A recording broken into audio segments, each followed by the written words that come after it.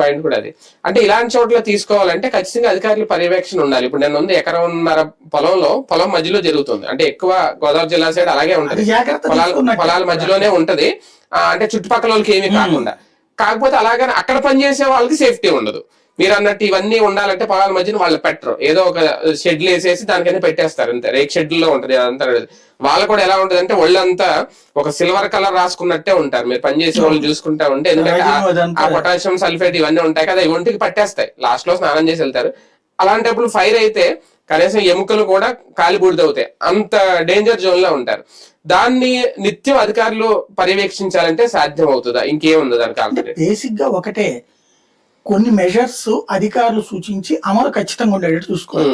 ఇప్పుడు 4 వైపులా 4 ఇవి తొట్లుండి ఆ తొట్లలో నీళ్లు మస్ట్గా పూసి ఉండాలా, దానికి పంపు ఉండాలా, అది పైప్ ఉండాలా, అట్లాగే ఆ ఇసుక ఉండాలా. అవన్నీ ఉంటేనే అనుమతి అనేటటువంటిది అధికారులు చెప్పాలా. తనిఖీలు చేస్తున్నారు 2 రోజులకోసారి వచ్చి. సాధారణంగా ఏంటంటే అధికారులు తనిఖీలు చేస్తే వాళ్ళకి డబ్బులు బొక్క. పోనీ తనిఖీలు చేయని జాగ్రత్తలు వీళ్ళు తీసుకుంటే గొడవే లేదు. సమస్య ఇక్కడ కావాలని ఎవడూ చేయడు. జరిగే ప్రమాదాన్ని ముందుగా ఊహించి జాగ్రత్త తీసుకోవడమే ఎప్పుడైనా పరిశ్రమ ఓనర్ బాధ్యత అయి ఉండాలి. ఇప్పుడు అతను జైలు పాలు, వాళ్ళ ప్రాణాలు పోయి ఉన్నాయి, కుటుంబాల జీవితం అంతా నాశనం చేసినట్టే కదా.